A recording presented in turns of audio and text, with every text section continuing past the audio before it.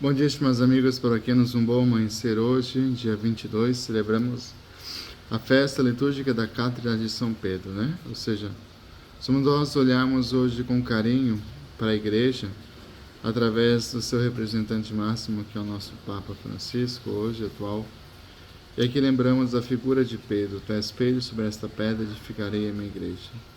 Celebrar aqui a Igreja de Pedro é celebrar a Igreja Católica, pessoa dos seus pastores que conduz a Igreja, e sustentá-la como rocha, como alicerce na construção, ou seja, os sucessores de Pedro que são esta base que sustenta a Igreja no mundo. E a leitura hoje é isso, né? Ou seja, Pedro que desempenha o papel de chefe da Igreja, seria presbíteros exortando a serem pastores do rebanho de Deus. Pastor nada mais é aquele que cuida do povo de Deus, aquele que zela por seu povo aqui. E Pedro faz essa exortação, né? Anuncia com firmeza, né, como verdadeiro líder, preparado e escolhido para conduzir a igreja. Seus conselhos são de pai, de pastor, que zela, que cuida com amor do rebanho de Deus. E o verdadeiro pastor é esse, que sustenta com firmeza, mas também com amor, né? A firmeza para segurar aquilo que é da igreja, e com amor, o modo de colocar. E é aqui que eu quero chegar, né? O pastor, né, ele é um bom pastor, ele precisa usar de firmeza, sim, isso é que Deus quer de nós, né? Deus quer pastores bons, né, com amor, que zelem com amor. E a atitude de um pastor vem sustentar o rebanho, vem conduzir o rebanho no cuidado, nas características próprias de alguém que teve uma experiência, que foi cuidado por Jesus, que foi zelado por Jesus, porque Ele é o nosso pastor, Ele é Cristo, é Ele que nos chamou para essa missão, né?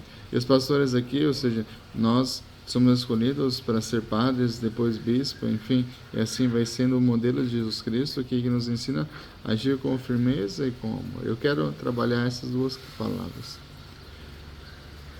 Muitas vezes acham que o padre é ruim, que o padre é rude, que o padre está ultrapassado, que o padre já perdeu, né, a sua identidade, que o padre já fez isso. Mas eu vou dizer o seguinte: uma das coisas que me cabe como sacerdote hoje é manter a doutrina da igreja, o magistério da igreja. Ponto. A fé que nós recebemos é a fé de Deus, do Cristo, a fé apostólica. E eu, como princípio fundamento, né, eu preciso ensinar e agir com firmeza as doutrinas sãs católicas, cristãs, daquilo que me compete como cristão católico. E diante da modernidade, nós corremos um grande risco de querer mudar a doutrina, de querer mudar os pensamentos, mudar a nossa fé, mudar a tradição apostólica. Não. Isso é muito visto hoje em nossas pastorais, quando o padre vai cobrar alguma coisa, dizer: gente, vamos seguir aquilo que a igreja nos pede. Segue aquilo que a igreja nos pede. A fé é da igreja que nós recebemos, é a fé apostólica, não é a fé minha pessoal, é a fé da igreja. É Cristo que edificou a igreja. Então, eu preciso ter a certeza de que eu, como membro dessa igreja de Cristo, eu preciso ser fiel à transmissão.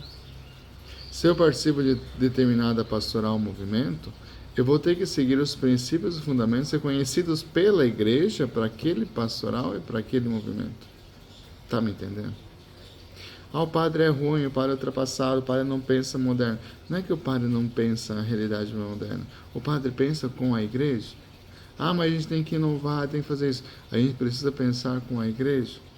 A gente pode usar, sim, pode agregar algumas coisas, alguns modos de fazer a espiritualidade, as formações, enfim. Mas jamais eu posso mudar aquilo que já nos foi nos dado, né? Ou seja, existe a palavra que seria um esqueleto, ou seja, um esqueleto que precisa ser mantido. Essa forma tem que ser mantida, né? Eu não posso cortar um braço, não posso cortar uma perna, não posso cortar uma orelha, não posso tirar um olho, não posso tirar nada. O esqueleto, ele faz parte da vida, faz parte. Agora, eu preciso aprender, ou seja, aprender a conviver com isso, claro, e a partir daqui, eu usar dos meus dons, das minhas capacidades, da minha sabedoria, o dom que o Senhor Deus nos permitiu, para que eu possa, sem mexer na estrutura, poder o quê? Transmitir aquilo que é o essencial. Então a fé cristã, ela é muito bela e muito rica. Por que Jesus escolhe Pedro hoje? Por causa da sua profissão de fé. Tu és o Messias, tu és o Filho de Deus. Né? E a partir daqui, então precisamos atravessar a fé que foi dada aos nossos corações. Então, o Messias, o Filho de Deus. E essa experiência que Pedro faz e reconheceu Jesus como Messias, né, é a partir daí que tudo se transforma. Desculpa o que o padre vai falar agora, mas nós temos muitos cristãos que vão na igreja e não sabem por que vão na igreja. Vão à missa e não sabem por que vão na missa. Né? Vão para trabalhar somente, vão lá para estar presente, mas não têm essa intimidade. E temos muitos cristãos dessa categoria. Eu vou na missa, mas não sei por que eu estou na missa. Porque eu vou fazer alguma coisa, porque eu vou fazer isso, eu vou fazer aquilo, porque eu sou responsável disso, porque eu estou trabalhando na coordenação, então eu preciso estar lá. Mas se eu não souber o que é a missa para mim, ou seja, se a missa não for a revelação do meu amor a Deus, da minha profissão de fé que eu tenho a Deus, qual é o sentido de eu estar ali? Né? Caso contrário, eu só vou dar problema. Porque eu vou querer seguir os meus princípios, os meus fundamentos, a sabedoria do mundo, a inteligência do mundo, tudo que é do mundo, e aquilo que é doutrina, que é palavra, aquilo que é coisa de Deus, eu vou fazer o quê? Eu vou perder. Né? Ou seja, não se muda o direito da igreja, não se muda a fé da igreja, não se muda, né, o que foi dado por Cristo para a igreja. Isso está no nosso coração. Agora, a resposta de ser feliz é a experiência com Cristo e descobrir na pessoa do Cristo, ou seja, uma fé profunda e eficaz que faz com que Cristo olhe para a pedra e diz: tu és pedra sobre essa pedra de ficar em minha igreja, porque não foi o ser humano que revelou isso, mas foi a parte, ou seja, a experiência de fé. A experiência pessoal com Jesus Cristo é capaz de comprometer-se com Ele. Somente isso. Somente quem faz uma experiência com tal realidade se compromete. Né? Pedro foi aquele que se comprometeu, foi até o fim. Vacilou algumas horas, queria mudar o esquema do mestre, Quantos de nós querem mudar os nossos esquemas de trabalho da fé cristã? Né? E aqui nós vemos uma passagem onde Jesus diz: nós temos que fazer isso, o filho do homem vai ser entregue, vai ser morto, e Pedro vai dizer: não, Senhor, que isso não te aconteça, imagina, vamos fazer diferente. Jesus diz: volta para trás, Satanás, porque você não está pensando as coisas de Deus, assim como os homens. Quando nós não pensamos as coisas de Deus, assim como os homens, a gente vai bater de frente com os nossos líderes. A gente vai bater de frente com os nossos padres, com os nossos bispos e até com o Papa. Quando a gente não pensa as coisas de Deus, a gente vai aquele que vai querer revolucionar o mundo, e você vai ser barrado, e você vai ser chamado a atenção, e você vai dizer: eu não gosto desse padre, eu não gosto daquilo. Meu querido, você está para servir a igreja de Cristo. Então, se Jesus chamou a atenção de Pedro, volta para trás, porque você não está pensando como Deus e sim como os homens, você tem muito que aprender ainda.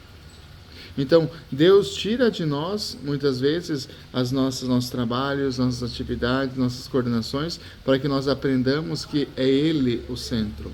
Ele é o Senhor da nossa vida. É Ele que conduz a nossa vida. É Ele, mais ninguém. Então, precisamos o quê? Saber que nós somos falhos, sim. Já teve momentos que você vacilou? Sim. Quem não vacilou? Mas se comprometeu com o nosso Senhor, é até o final. Não são os pecados, não são a desobediência que vai tirar a gente da graça. Agora, se eu me comprometi ao Cristo, eu preciso aprender a recomeçar, a voltar e seguir a voz do Mestre. Não pensar como os homens, e sim pensar como Deus. As coisas de Deus precisam ter uma visão divina. Padre, mas a gente pode trabalhar a dimensão humana, sim. Nós somos humanos, sim. Mas não se mexe naquilo que é sagrado.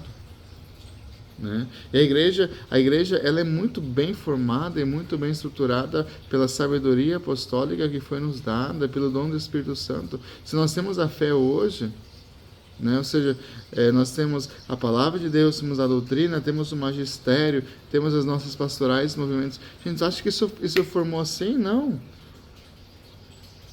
Não, existe uma base. Existe uma base. né? O cursilho, quantos anos o cursilho? Mas existe uma base, ele é reconhecido pela igreja, o ICC é reconhecido pela igreja, né? Ou seja, os movimentos que nós temos, as pastorais, a catequese, tudo reconhecido pela igreja. O que é reconhecido pela igreja, mantém-se fidelidade à igreja. Se você quer inventar alguma coisa fora, inventa na sua casa, no seu lugar, onde você quiser. Mas quando eu assumo algo que é da igreja, é da igreja. Ou seja, é sustentar com firmeza aquilo que é da igreja. E a hora que dizer, olha, não está certo, dizer com amor não está certo. Então nós precisamos ter essa consciência, e nós, principalmente nós que estamos à frente da Igreja de Cristo, eu digo os pares, mas também as coordenações de pastorais, movimentos, que nós temos que sustentar com firmeza a verdade da igreja. Não o que eu quero, porque eu sou contra isso, porque eu sou contra tal coisa, sou contra tal padre, sou contra tal bispo, sou contra o Papa, sou contra meu pároco, sou contra as minhas pastorais, os meus movimentos, sou contra esse movimento ou esse modo de ver. Então, meu querido, se você é contra isso, melhor para você é você se retirar. Porque não precisamos sustentar a firmeza da igreja. Se você é contra tudo isso, contra padre, contra papa, contra bispo, contra isso, contra aquilo, contra a doutrina da igreja, contra a moral da igreja, contra isso, contra aquilo, meu filho, você está no lugar errado. Desculpa falar isso. Desculpa me falar isso. Ou a gente segue a experiência de ter uma fé em Cristo fundamentada a se comprometer com o chamado que o Senhor nos faz e sermos bons pastores, e sermos bons profetas, boas lideranças, bom povo de Deus e zelarmos pela igreja de Cristo, cuidar das coisas de Cristo, beleza. Caso contrário, eu mesmo digo, estamos no lugar errado. Me perdoe essa meditação de hoje, mas na verdade precisamos assumir a igreja, precisamos abraçar a igreja, né? Essa igreja que passou séculos e décadas e até milênios fazendo o quê? Foi perseguida, foi destruída, foi perseguida, foi destruída, foi perseguida, quantas vezes, quantas igrejas queimadas, quantas igrejas perseguidas, quantos padres mortos, quantos irmãos mortos, quantas pessoas mortas, mas ela está aí porque ela é de Cristo. O que é de Cristo não cai, não adianta. Precisamos trazer isso. Quantas pessoas são perseguidas, quantas guerras, quantos massacres por causa da fé. Essa igreja morre? Não, porque ela é de Cristo. Ela jamais vai morrer porque ela é de Cristo. Ela é perseguida? É. Ela é maltratada? É. Ela é ofendida? É. Mas ela é de Cristo. Ela é de Cristo, por isso que ela não cai. Eu preciso que você entenda isso.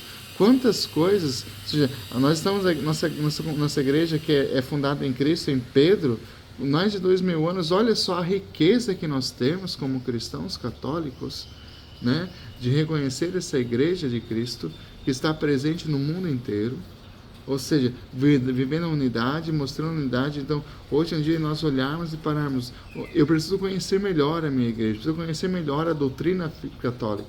Leia o catecismo. Você que é cristão católico, você precisa ler o catecismo.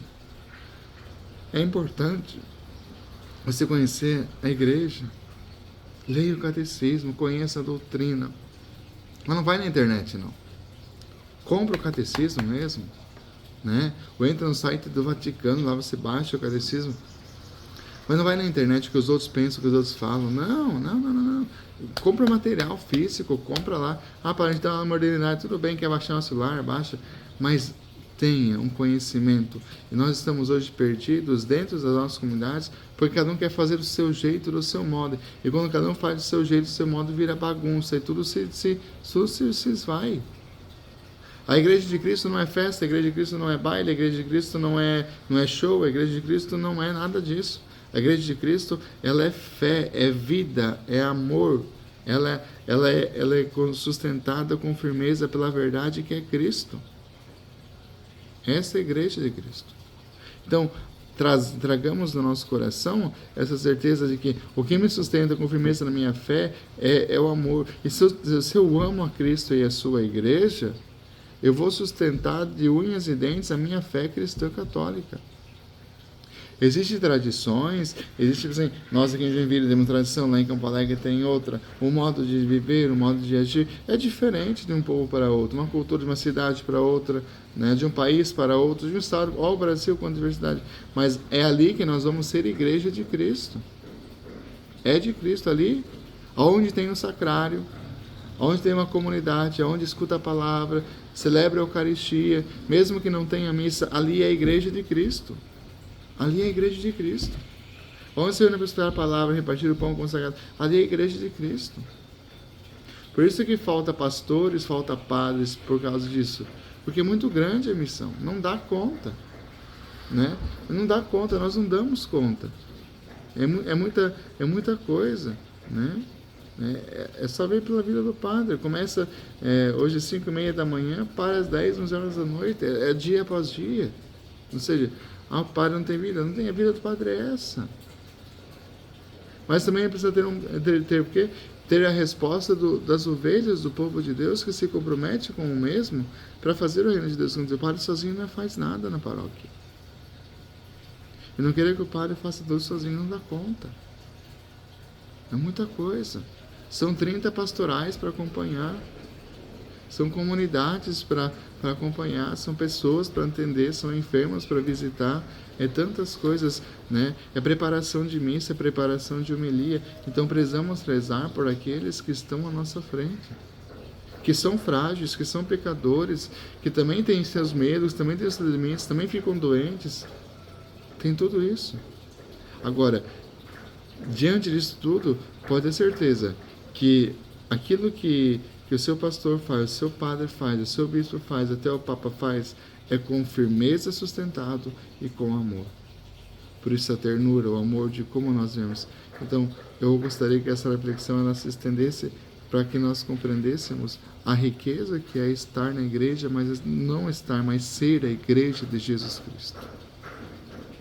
Nós temos alguém que nos dirige, que é o nosso Papa, temos o nosso bispo aqui na diocese, que direciona os trabalhos. Então, obediência ao nosso bispo, obediência à igreja. Quem obedece não erra. Eu prefiro, não lembro qual é o santo, né? Mas eu prefiro rezar, pecar com a igreja do que sem ela.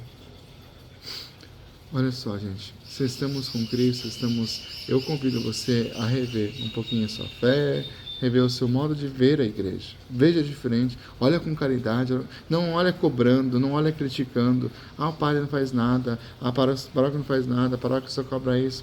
Meu Deus, me perdoa se eu estou agindo assim com vocês, mas eu creio que não.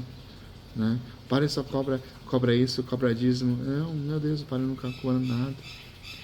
Quando a gente sabe o que é ser igreja, eu não preciso falar de nada. Agora, eu quero que vocês rezem pelo Papa, pelo Bispo, também por mim mesmo, para que nós consigamos fazer uma comunidade de Jesus. De Jesus.